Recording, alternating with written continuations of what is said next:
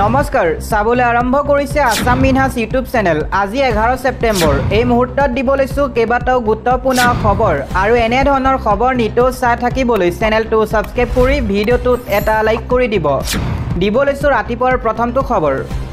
মুখ্যমন্ত্ৰীৰ হাতত গৌৰৱ গগৈ এছআইটিৰ প্ৰতিবেদন দাখিল। ডিজি মুন্না প্ৰসাদ গুপ্তাৰ নেতৃত্বত এছআইৰ প্ৰতিবেদন অৰ্পণ কৰা হৈছে মুখ্যমন্ত্ৰীক। গৌৰৱ গগৈ পাকিস্তানী লিংক সন্দৰ্ভত তদন্তৰ প্ৰতিবেদন ইতিমধ্যে দাখিল কৰা হ'ল। কেইবা পৃষ্ঠাজোৰা প্ৰতিবেদনত আছে কেইবাটাও বিস্ফোৰক তথ্য। প্ৰতিবেদন দাখিলৰ সময়ত উপস্থিত আছে প্ৰণৱজ্যোতি গোস্বামীৰ লগতে ৰজি কলিতা। কিন্তু আজি ৰাজহুৱা নহয় এছআইটিৰ প্ৰতিবেদন। তন্নতন্নকৈ পৰীক্ষা কৰা হ'ব প্ৰতিবেদনৰ প্ৰতিটো পৃষ্ঠা। পৰ্যবেক্ষণৰ পাছতেই ৰাজহুৱা কৰা সম্ভাৱনা প্ৰতিবেদনৰ তথ্য। দিব লৈছো আন এটা গুৰুত্বপূৰ্ণ খবৰ। এনআৰচিত নাম থাকিলে এতিয়াৰ পৰা স্বদেশী নহয়, অসমৰ বহু লোক পৰিব পাৰে বিপদত। এনআৰচিক লৈ কেবিনেটত মুখ্যমন্ত্ৰীৰ ডাঙৰ ঘোষণা। এনআৰচিক শক্তি হিচাপে লৈ থকা অসমৰ বহু লোক পৰিব বিপদত। এনআৰচিত নাম থাকিলে এতিয়াৰ পৰা কোনো লোক স্বদেশী হৈ নাযায়। বিদেশী চিনাক্ত হ'লেই লগে লগে কৰা হ'ব পুছবেক। এনআৰচিত নাম সোমালে 100% ভাৰতীয় হৈ নাযায়। বিদেশী প্ৰমাণিত হ'লেই লগে লগে বাহিৰ কৰি দিয়া হ'ব। বিদেশীৰ বাবে এনআৰচি কেতিয়াও ছেফগাৰ্ড হ'ব নোৱাৰে। দিব লৈছো আন এটা খবৰ। বিজেপিৰ বিৰুদ্ধে হাজাৰ হাজাৰ খিলঞ্জীয়া কপালে উজনি অসম। নিশা হাতত জোৰ লৈ তীব্ৰ প্ৰতিবাদ সাব্যস্ত কৰিছে একাংশ জনতাই। জনজাতিকৰণৰ দাবীৰে ৰাজপথ কপালে চুতীয়া জনগোষ্ঠীয়ে। এচি ৰুমৰ ভিতৰত আলোচনা নহয়, আমাক সমাধান লাগে। চুতীয়াক জনজাতিকৰণ নকৰিলে ধাৰাবাহিক প্ৰতিবাদৰ হুংকাৰ। আৰক্ষীৰ বেহুফালি জোৰ লৈ তীব্ৰ প্ৰতিবাদ সাব্যস্ত কৰিছে চুতীয়া জনগোষ্ঠীয়ে। ঢকুৱাখানাত চুতীয়া যুৱ সন্মিলনৰ তীব্ৰ প্ৰতিবাদ। দিব লৈছো আন এটা খবৰ। ৰাজ্যত চাকৰি প্ৰত্যাশী নিবনুৱাৰ বাবে আহি পৰিছে এটা ভাল খবৰ। ৰাজ্যত ওলাইছে গভৰ্ণমেণ্ট জব তথা চৰকাৰী চাকৰি। এই চাকৰিত আপুনি লাভ কৰিব পাৰে 52,000 পৰ্যন্ত দৰমহা। মেট্ৰিক আৰু দ্বাদশ শ্ৰেণী উত্তীৰ্ণয়ো কৰিব পাৰিব আবেদন। কাইলৈৰ পৰা আৰম্ভ হ'ব আবেদন প্ৰক্ৰিয়া। অনলাইন যোগে কৰিব লাগিব আবেদন। অসম লোকসেৱা আয়োগৰ কাৰ্যালয়ত 4ৰ্থ বৰ্গৰ পদ মুকলি হৈছে। আবেদনৰ অন্তিম তাৰিখ হৈছে 9 অক্টোবৰ 2025। দিব লৈছো ৰাজ্যৰ মহিলাসকলৰ বাবে এটা ভাল খবৰ। মাজত মাত্ৰ এটা সপ্তাহ লাখ লাখ মহিলাৰ একাউণ্টত সোমাব চৰকাৰৰ ধন। ঘৰতে বহি আপুনি অৰুণোদয় আঁচনিত কেনেকৈ ভৰাব নাম জনাবলৈ চেষ্টা কৰিম আমাৰ এই প্ৰতিবেদনৰ জৰিয়তে। আপুনি পূৰ্বতে পাই থকা অৰুণোদয় হঠাৎ বন্ধ হৈ গৈছে নেকি? অৰুণোদয় তালিকাৰ পৰা আপোনাৰ নাম কৰ্তন হৈছে নেকি? তালিকাৰ পৰা নাম কৰ্তন হোৱা প্ৰতিগৰাকী মহিলাই লাভ কৰিব অৰুণোদয় আঁচনি। আপুনি ডিচি অফিচলৈ নোযোৱাকৈ ঘৰতে বহি লাভ কৰিব পাৰিব অৰুণোদয় আঁচনিৰ ধন। ইয়াৰ বাবে আপুনি প্ৰপত্ৰ পূৰণ কৰি পোনপটীয়াকৈ পঠাব লাগিব ASLRMত। ৰাজ্যৰ প্ৰতিগৰাকী জীৱিকা সখীয়ে লাভ কৰিব অৰুণোদয় আঁচনি। ইয়াৰ বাবে যাব নালাগে কোনো ডিচি অফিচলৈ। পোনপটীয়াকৈ আপুনি লাভ কৰিব এই অৰুণোদয় আঁচনিৰ টকা। 1250 টকা প্ৰতিগৰাকী মহিলাই পাই থাকিব। লগতে গেছ কিনিলে আৰু 250 টকা লাভ কৰিব। অৰ্থাৎ এতিয়াৰ পৰা অৰুণোদয়ত আপুনি 1500 টকাকৈ পাব। পঞ্চায়ত কাৰ্যালয়ৰ পৰা সংগ্ৰহ কৰিব অৰুণোদয়ৰ প্ৰপত্ৰ। অসমত নতুনকৈ 35 লাখ মহিলাই লাভ কৰিব অৰুণোদয় আঁচনি। 17 ছেপ্টেম্বৰৰ পৰা 35 লাখ মহিলাই পাব অৰুণোদয় আঁচনি। এই সন্দৰ্ভত ডাঙৰ ঘোষণা কৰিছে ৰাজ্যৰ মুখ্যমন্ত্ৰী হিমন্ত বিশ্ব শৰ্মাই। দিব লৈছো আন এটা খবৰ। মুখ্যমন্ত্ৰীক বিহা হ'ল জৰিমনা। বাৰে বাৰে যান বাহন আইন উলংঘা কৰি বিপদত মুখ্যমন্ত্ৰী। মুখ্যমন্ত্ৰীক জৰিমনা বিহিলে পৰিবহণ বিভাগে। অভাৰ স্পীড ছিটবেল্ট পৰিধান নকৰি বিপদত পৰিছে এগৰাকী মুখ্যমন্ত্ৰী। 7 বাৰ নিয়ম ভংগ কৰি জৰিমনাৰ সন্মুখীন হ'বলগীয়া হৈছে মুখ্যমন্ত্ৰীগৰাকী। কৰ্ণাটকৰ মুখ্যমন্ত্ৰী সিদ্ধাৰামায়াক জৰিমনা বিহিলে পৰিবহণ বিভাগে। 2500 টকা জৰিমনা বিহা হ'ল মুখ্যমন্ত্ৰীগৰাকীক। বাৰে বাৰে যান বাহন আইন উলংঘা কৰি বিপদত পৰিছে মুখ্যমন্ত্ৰী সিদ্ধাৰামায়া। মুখ্যমন্ত্ৰীক জৰিমনা বিহিলে পৰিবহণ বিভাগে।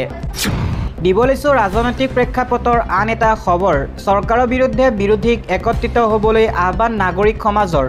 বিজেপি চৰকাৰক ক্ষমতাচ্যুত কৰিবলৈ যোৰহাট নাগৰিক অভিৱৰ্তনত বিৰোধীক জনালে এই আহ্বান।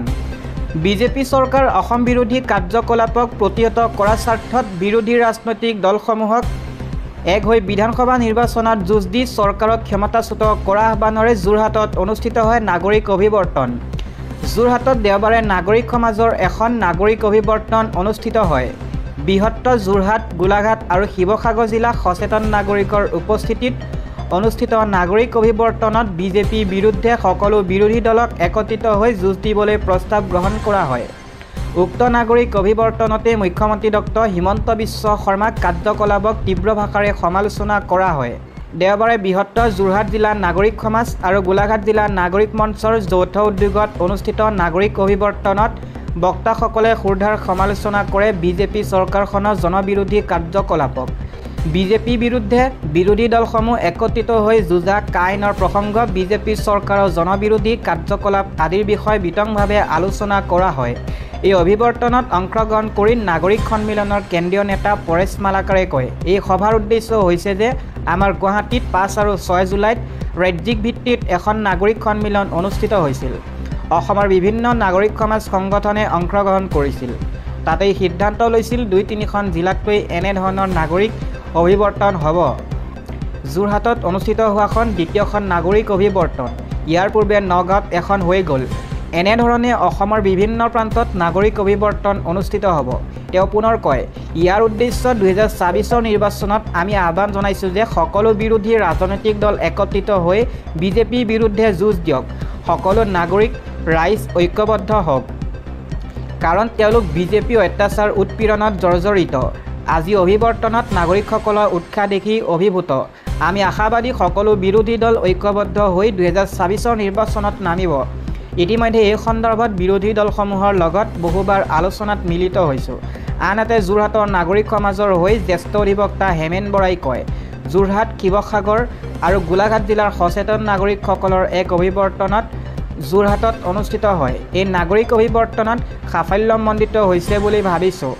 সকলোৱে কৈছে বিৰোধী দলসমূহ একত্ৰিত হ'ব লাগিব আৰু এজনৰ বিপৰীতে এজনে হ'ব প্ৰাৰ্থী, অৰ্থাৎ বিৰোধী দলৰ এজন প্ৰাৰ্থী হ'ব লাগিব।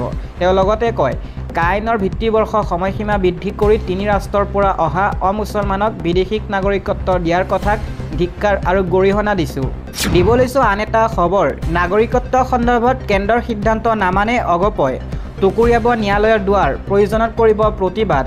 অসমৰ বিজেপি নেতৃত্বাধীন চৰকাৰ অন্যতম মিত্ৰদল অসম গণ পৰিষদ চমুকৈ অগপ নেতৃত্বৰ শনিবাৰে সংবাদমেল আয়োজন কৰে। কেন্দ্ৰই শেহতীয়াকৈ অনুপ্ৰৱেশকাৰী বিদেশী নাগৰিকত্ব আবেদনৰ ক্ষেত্ৰত দিয়া নিৰ্দেশনাৰ পৰা উত্তৰ-পূবৰ অন্যতম ৰাজ্য অসমক ৰেহাই দিবলৈ উচ্চতম ন্যায়ালয়ে কাষ চাপিব বুলি প্ৰকাশ কৰে অগপৰ নেতৃত্বই। শেহতীয়া নিৰ্দেশকে ধৰি অসম চুক্তিৰ মনোভাৱৰ বিৰুদ্ধে যোৱা যিকোনো পদক্ষেপৰ বিৰোধিতা কৰা বুলি দলটোৱে দৃঢ়তাৰে কয়। বিদেশী বিৰোধী হিংসাত্মক আন্দোলনৰ পিছত 1985 চনৰ 15 আগষ্টত অসম চুক্তি স্বাক্ষৰিত হৈছিল। সেই অসম আন্দোলনত শ্বহীদ হৈছিল 855গৰাকী লোক। সংবাদমেলত অগপৰ উপসভাপতি তথা প্ৰাক্তন সাংসদ কুমাৰ দীপক দাসে কয়, আমি উচ্চতম ন্যায়ালয়ত লেখ আবেদন দাখিল কৰাৰ সিদ্ধান্ত লৈছোঁ। অসমক এই নিৰ্দেশৰ পৰা ৰেহাই দিবলৈ অনুৰোধ জনাইছোঁ। অসম চুক্তিক উপেক্ষা কৰিব বিচৰা অসম চুক্তিৰ বিৰোধী যিকোনো পদক্ষেপৰ আমাৰ দলে তীব্ৰ প্ৰতিবাদ কৰিব। শেহতীয়াকৈ কাৰ্যকৰী হোৱা অনুপ্ৰৱেশ আৰু বিদেশী আইন 2025 অধীনত জাৰি কৰা কেন্দ্ৰৰ নিৰ্দেশত আফগানিস্তান, বাংলাদেশ আৰু পাকিস্তানৰ পৰা 2024 চনৰ 31 ডিচেম্বৰত বা তাৰ আগতে ভাৰতত প্ৰৱেশ কৰা হিন্দু, শিখ, বৌদ্ধ, জৈন, পাৰ্চী আৰু খ্ৰীষ্টান লোকসকলক বৈধ ভ্ৰমণৰ নথিপত্ৰ অবিহনে দেশত থাকিবলৈ অনুমতি দিয়া হৈছে, যদিহে তেওঁলোকে ধৰ্মীয় নিৰ্যাতনৰ বলি হৈ পলাই আহে। নাগৰিকত্ব সংশোধনী আইন 2019ৰ 31 ডিচেম্বৰ 2014 তাৰিখ অমুছলমান অনুপ্ৰৱেশকাৰীক নাগৰিকত্ব প্ৰদানৰ বাবে ভাৰতত প্ৰৱেশৰ সময়সীমা হিচাপে নিৰ্ধাৰণ কৰা হৈছিল। এতিয়া শেহতীয়া আদেশত এনে অনুপ্ৰৱেশকাৰী প্ৰৱেশৰ তাৰিখ আৰু 10 বছৰ বৃদ্ধি কৰা হৈছে। বিজেপি চৰকাৰে এনে সিদ্ধান্ত লোৱাৰ পাছতো অগপ মিত্ৰতাত থাকিব নেকি বুলি সোধাত দাসে কয় যে এই সন্দৰ্ভত কোনো সিদ্ধান্ত লোৱা নাই। যোৱা সন্ধিয়া আমাৰ দলীয় বৈঠক হৈছিল, য'ত ন্যায়ালয়ে কাষ চাপিবলৈ সিদ্ধান্ত লোৱা হৈছিল। ন্যায়পালিকাৰ ওপৰত আমাৰ সম্পূৰ্ণ বিশ্বাস আছে আৰু বিশ্বাস কৰোঁ যে ই আমাৰ পক্ষত ৰায় দিব, কুমাৰ দীপক দাসে এইদৰে কৈছে। ইয়াৰ পূৰ্বেও অগপই কাৰ সৈতে জড়িত অসমৰ বাবে একেধৰণৰ ৰেহাই বিচাৰি আন এখন লেখ আবেদন দাখিল কৰিছিল যদিও সৰ্বোচ্চ ন্যায়ালয়ত বিষয়টো এতিয়াও বিচাৰাধীন হৈ আছে।